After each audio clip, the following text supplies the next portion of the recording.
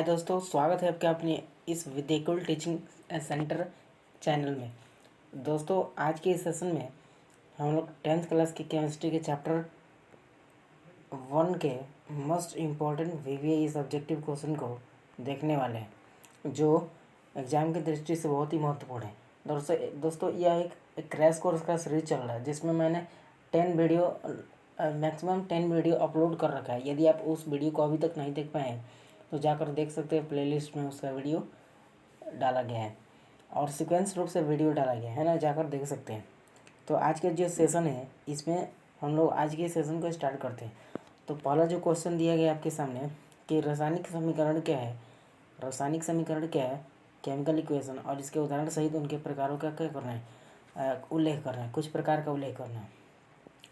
तो रासायनिक समीकरण के बारे में देखिए, लिखा गया है कि किसी रासायनिक अभिक्रिया में भाग लेने वाले पदार्थों के संकेतों और सूत्रों की सहायता से अभिक्रिया का संक्षिप्त निरूपण रासायनिक समीकरण क्या कहा जाता है।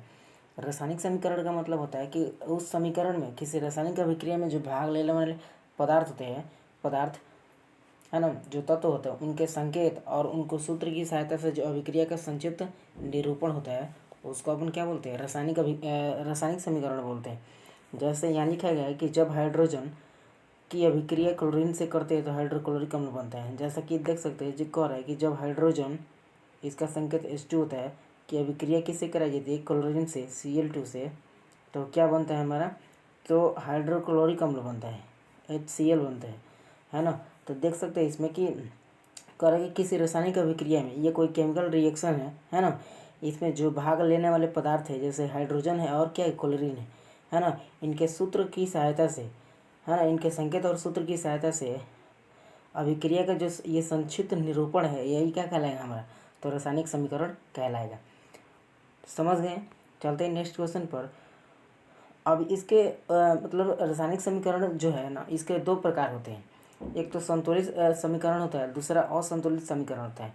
ऑन बैलेंस इक्वेशन होता है और बैलेंस इक्वेशन होता है।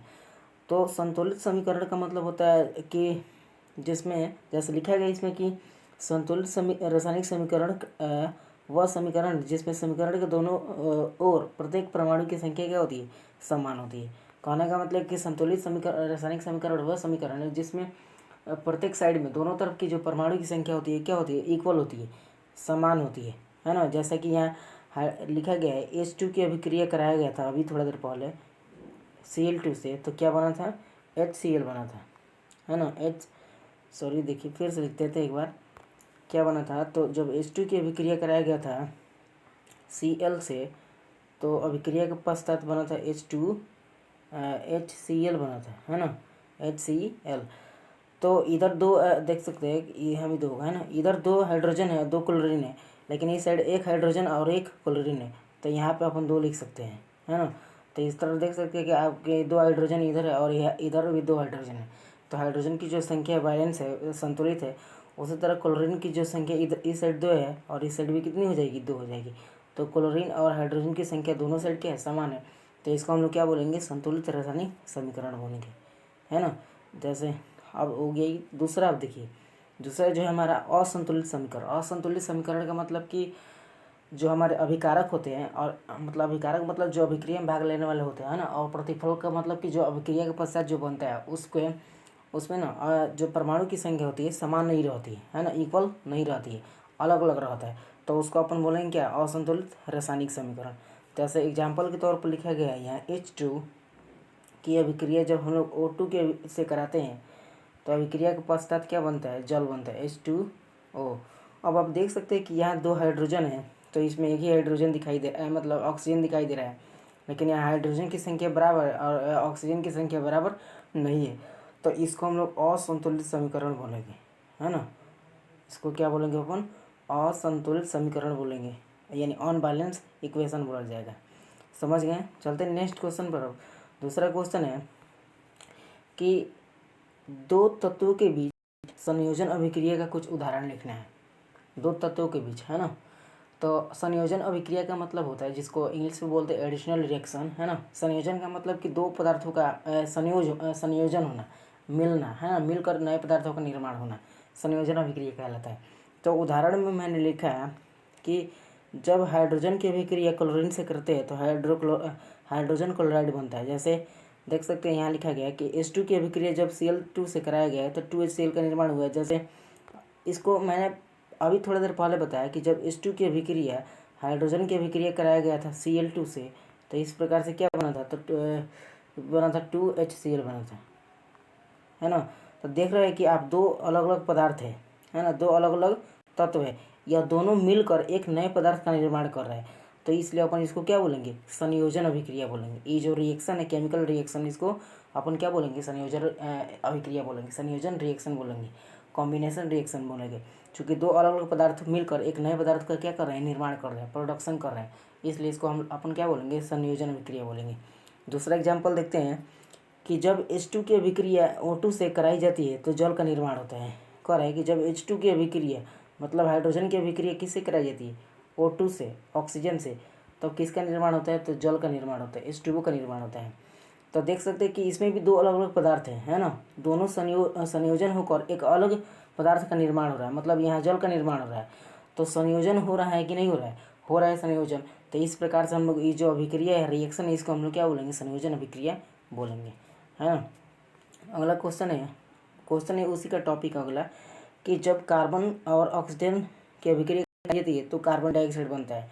जैसे कार्बन की अभिक्रिया कराना है किससे, तो ऑक्सीजन से, यानी O2 से अभिक्रिया कराना है। तो अभिक्रिया कराएंगे तो इसके बाद क्या बनेगा आपका, कार्बन डाइऑक्साइड, CO2 बनेगा। तो आप इसमें भी देख सकते हैं कि अलग अलग दो पदार्थ है ना, कार्बन और ऑक्सीजन, दोनों एक दूसरे में संयोग करके क्या बना रहे हैं, कार्बन डाइऑक्साइड का निर्माण कर रहे हैं, है ना, संयोजन करके कार्बन डाइऑक्साइड का निर्माण करते हैं। इस प्रकार जो हमारी ये इक्वेशन है, ये रासायनिक समीकरण है, ये क्या होगा, तो संयोजन अभिक्रिया का ही उदाहरण होगा। अगला उदाहरण इसका कि जब मैग्नीशियम की अभिक्रिया ऑक्सीजन से होती है तो मैग्नीशियम ऑक्साइड बनता है। मैग्नीशियम का जो संकेत होता है Mg होता है, जैसे कि मैंने लिख रखा है, Mg की अभिक्रिया जब अपन O2 से कराते हैं, मतलब ऑक्सीजन से कराते हैं, तो संयोजन होने के बाद MgO बनता है ना, MgO बनता है, मैग्नीशियम ऑक्साइड बनता है। तो देख सकते हैं कि इसमें भी अलग अलग दो पदार्थ है ना, और संयोजन के बाद एकल पदार्थ का निर्माण हो रहा है, एक ही कोई पदार्थ बन रहा है ना। कौन सा पदार्थ बन रहा है, तो मैग्नीशियम ऑक्साइड बन रहा है। तो इसलिए हम इसको भी क्या बोलेंगे, ये जो रासायनिक अभिक्रिया है, इसको भी अपन संयोजन अभिक्रिया ही बोलेंगे, कॉम्बिनेशन रिएक्शन ही बोला जाएगा। तो उदाहरण से समझ गए होंगे। चलते हैं नेक्स्ट क्वेश्चन पर। क्वेश्चन दिया है कि एकल विस्थापन अभिक्रिया क्या है। एकल विस्थापन अभिक्रिया, तो लिखा गया इसमें कि जब वह अभिक्रिया जिसमें किसी यौगिक में उपस्थित किसी परमाणु या अणु के समूह को किसी परमाणु से विस्थापित कर दिया जाता है तो एकल विस्थापन अभिक्रिया कहते हैं। कहने का मतलब है, सपोज डेट कि मैंने एक्स वाई की अभिक्रिया कराई ए और बी से, है ना, अभिक्रिया कराई, तो एक्स वाला करेगा कि कभी कभी किसी कंडीशन में कि ए को धक्का देकर, मतलब हटाकर, एक्स जो है ना, ए को हटाकर एक्स बी के साथ अभिक्रिया कर लेगा, है ना, एक्स जो है यह बी के साथ अभिक्रिया कर लेगा, और प्लस वाई जो है यह ए के साथ अभिक्रिया कर लेगा, है ना।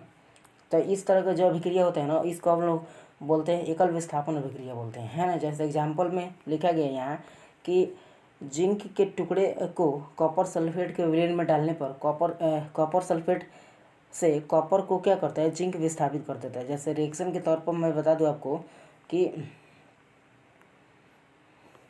देखिए, रिएक्शन के तौर पर मैं बता देता हूँ आपको, लिखा है कि जिंक के टुकड़े को, तो मैंने एक जिंक के टुकड़ा ले लिया जिसका संकेत Zn होता है, टुकड़े को कॉपर सल्फेट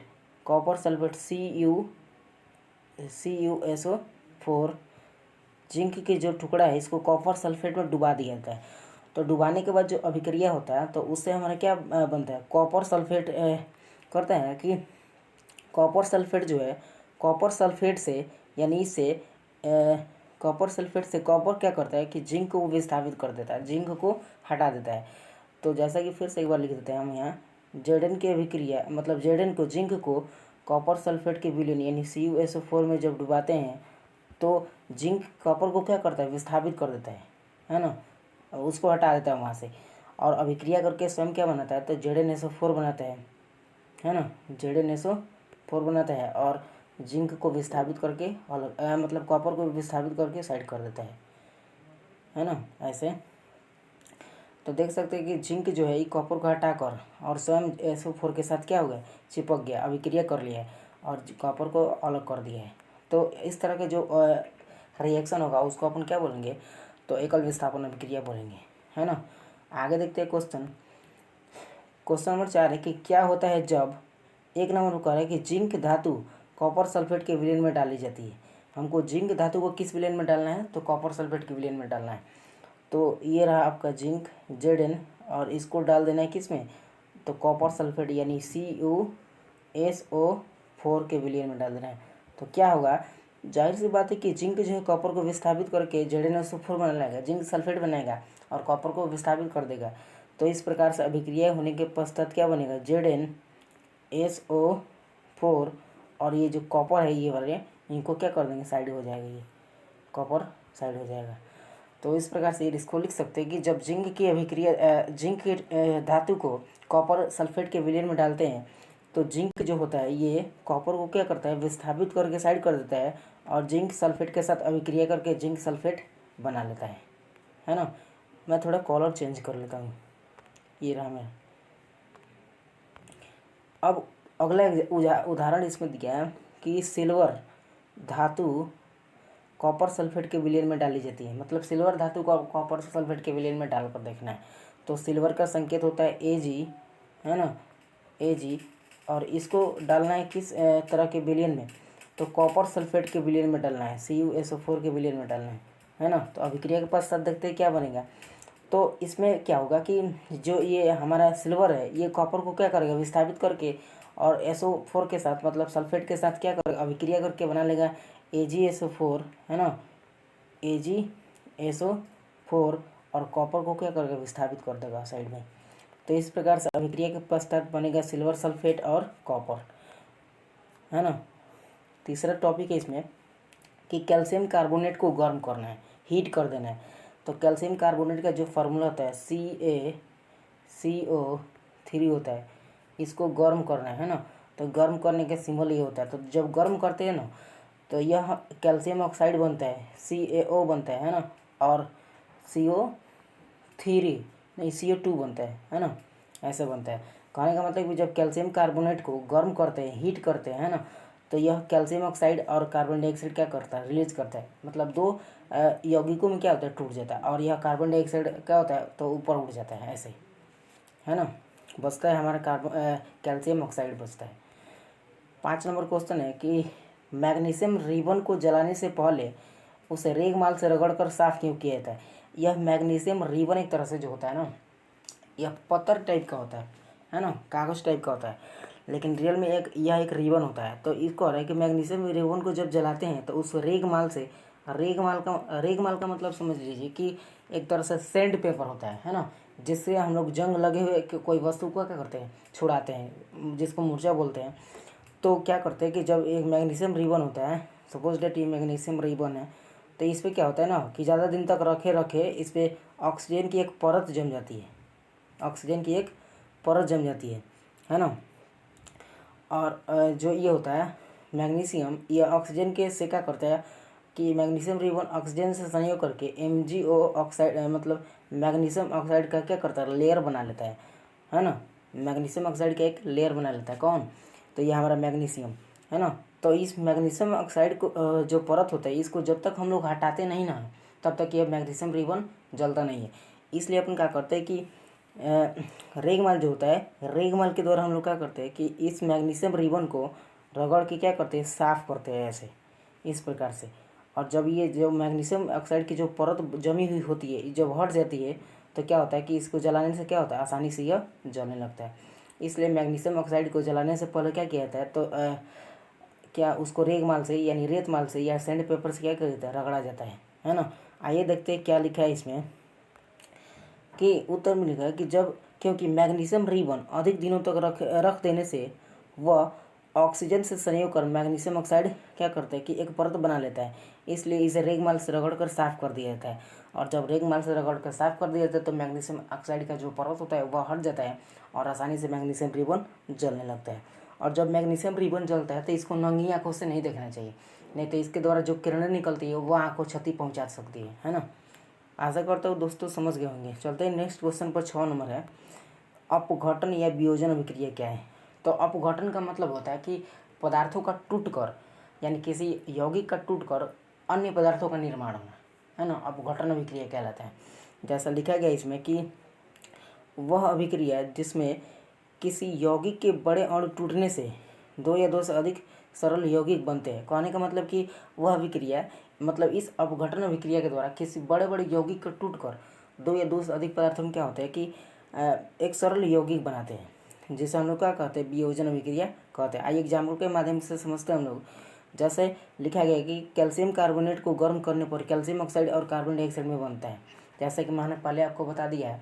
कहने का मतलब कि जब कैल्शियम कार्बोनेट को CaCO3 है ना, जब इसको हीट किया था हमने तो क्या निकला था कि कैल्शियम ऑक्साइड बना था और प्लस कार्बन डाइऑक्साइड क्या रिलीज हुआ था। यही ना, देखिए तो दो, ये बड़ा एक यौगिक है, इसको जब गर्म किया गया है तो यह दो अलग अलग पदार्थों में क्या हो गया, टूट गया है।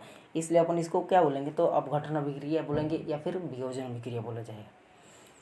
चलते हैं नेक्स्ट क्वेश्चन 7 नंबर पर। 7 नंबर क्वेश्चन है कि दहन के लिए आवश्यक शर्त क्या है। दहन का मतलब होता है कि कोई पदार्थ कब जलता है, किस किस शर्त को पूरा करके कोई पदार्थ जलने लगता है ना। दहन का मतलब है कि पदार्थों का जलना। तो लिखा गया दहन के लिए आवश्यक शर्त निम्न है। पहला कंडीशन है कि दहनशील पदार्थों की उपस्थिति। कोई भी वस्तु को हम लोग को जलाना है, किसी पदार्थ को जलाना है, तो दहनशील जो पदार्थ होंगे उनकी रहना क्या होगा, आवश्यक होगा। मान लीजिए हमको लकड़ी को जलाना है तो लकड़ी का होना आवश्यक है, तभी ना लकड़ी को जला सकते हैं, पत्थर को थोड़े जला सकते हैं। दूसरा टॉपिक है हमारा कि दहन के पोषक पदार्थों की उपस्थिति। दहन के मतलब जलाने के लिए कौन कौन से पोषक पदार्थ की उपस्थिति होना चाहिए। पहला तो हमको माचिस चाहिए एक, है ना। इसके साथ साथ ऑक्सीजन का होना अति आवश्यक है, क्योंकि ऑक्सीजन के अनुपस्थिति में हम लोग बिना ऑक्सीजन की उपस्थिति में किसी पदार्थ का दहन करना असंभव होता है। इसलिए वहाँ ऑक्सीजन का होना उपस्थित है, और साथ ही साथ एक तिल्ली, मतलब किसी न किसी स्रोत से हमको थोड़ा सा दहन करने के लिए क्या, चिंगारी चाहिए ही चाहिए, है ना। लेकिन सबसे महत्वपूर्ण जो पोषक है वह हमारा ऑक्सीजन ही है। ऑक्सीजन के बिना दहन की प्रक्रिया संभव नहीं होती है। तीसरा टॉपिक उसका कि ज्वलन ताप की प्राप्ति। मान लेते हैं हमको लकड़ी को जलाना है और लकड़ी भीगी हुई है, तो इसका मतलब है कि उसका जो ज्वलन ताप है बहुत क्या है, अधिक है। ज्वलन ताप अधिक है उसका, इसलिए वो जल नहीं पाएगा। जब तक उसका ज्वलन ताप कम नहीं होगा तब तक वह लकड़ी नहीं जलेगा, है ना। तो ज्वलन ताप की प्राप्ति होनी चाहिए। दहन के लिए पोषक पदार्थों की उपस्थिति का होना भी जरूरी है, और किस पदार्थ को हमको जलाना है उसका भी उपस्थिति होना जरूरी है। तीनों पदार्थ की आवश्यकता दहन के लिए क्या एकदम आवश्यक है, शर्त है ना। 8 नंबर क्वेश्चन है और यही लास्ट क्वेश्चन है। निम्न समीकरणों को क्या करना है, संतुलित करना है। ये जो समीकरण दिए गए ये असंतुलित है ना, अनबैलेंस है, इसको क्या करना है, संतुलित करना है। तो पहला दिया है इसका कि Fe की अभिक्रिया कराया गया है Cl2 से, तो इस प्रकार से बना क्या है आपका FeCl। इसको बैलेंस करना है। तो जो ये बैलेंस करने की विधि होती है ना, इसको हीट एंड ट्रायल विधि कहा जाता है ना। अब गिनते हैं, इधर हमारा जो लोहा की संख्या 1 है, इधर भी 1 है, इधर क्लोरीन की संख्या 2 है और इधर 1 है, तो इसका मतलब ये अनबैलेंस है। तो बैलेंस करने के लिए अपन क्या करेंगे कि इस साइड 2 से गुणा कर देंगे, 2 इधर लिख देंगे। तो अब यहाँ देखिए कि 2 क्लोरीन हो गया, 2 क्लोरीन इधर भी हो गया, क्लोरीन बैलेंस हो गया। अब यहाँ लोहा की संख्या यहाँ 2 हो गया और यहाँ 1 है, तो करेंगे कि इस साइड हम लोग 2 लगा देंगे। अब इस प्रकार से हमारा संतुलित हो गया। ये रहा हमारा संतुलित समीकरण 2Fe + Cl2, और अभिक्रिया करने के पास 2FeCl बनेगा, है ना। दूसरा दिया है कि Fe की अभिक्रिया कराया गया है O2 से। Fe की अभिक्रिया किससे कराया गया है, तो O2 से कराया गया है, और अभिक्रिया के पश्चात जो बनने वाला पदार्थ है वह Fe2O3 है। अब आइए गिनते हैं, इधर हमारा ऑक्सीजन कितना है, 2 है और इधर 3 है। तो इस साइड अगर 2 से गुणा कर देते हैं, 2 से नहीं 3 से गुणा कर देते हैं अपन। 3 से गुणा करेंगे तो ऑक्सीजन की संख्या 6 हो जाएगा, और इधर अपन 2 से गुणा कर देते हैं, है ना। 2 से गुणा कर देंगे तो यहाँ जो ऑक्सीजन की संख्या होगी यह 3 दूना 6 हो जाएगा ऑक्सीजन, इधर 6 ऑक्सीजन है। अब यहाँ 2 दूना ये 4 क्या है, लोहा की संख्या 4 है, तो इधर अपन 4 से गुणा कर देंगे, तो 4 लोहा इधर हो गया, 4 इधर हो गया, 6 ऑक्सीजन हो गया, इधर भी 6 ऑक्सीजन हो गया। ये आपका संतुलित समीकरण क्या होगा, तो 4Fe + 3O2 अभिक्रिया करने के पश्चात बनेगा 2F2 और O3 बनेगा, है ना। तीसरा नंबर पोटेशियम ब्रोमाइड KBr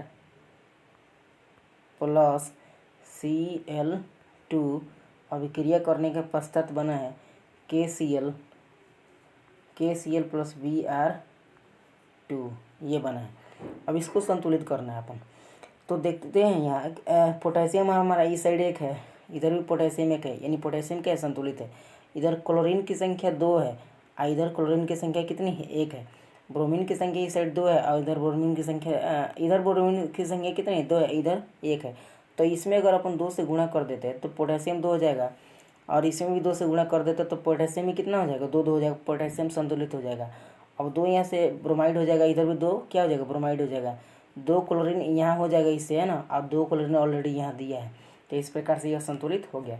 तो संतुलित हुआ क्या हुआ कि 2 KBr, है ना, Cl2 और अभिक्रिया के पश्चात 2 KCl प्लस Br2 होगा, ये होगा, है ना। चौथा जो है, इसमें चौथा दिया है CaCO3 और अभिक्रिया के पश्चात बनने वाला जो पदार्थ है कैल्शियम ऑक्साइड है CaO और प्लस CO2, इसको संतुलित करना है। तो इधर कैल्शियम की संख्या 1 है, इधर भी कैल्शियम की संख्या 1 है, और इधर कार्बन की संख्या 1 है, इधर भी कार्बन की संख्या 1 है। ऑक्सीजन इधर 3 है और 1 2, इधर ऑक्सीजन 3 है। तो ये ऑलरेडी क्या है, संतुलित है, ये बैलेंस है, ऑलरेडी क्या है, बैलेंस इक्वेशन है। तो आज का यह सेशन यही समाप्त करते हैं, लेकिन इससे पहले आपको बोल रहे हैं कि यदि आप इस चैनल पर नए हैं तो चैनल को ज़रूर सब्सक्राइब कीजिएगा और अपने दोस्तों को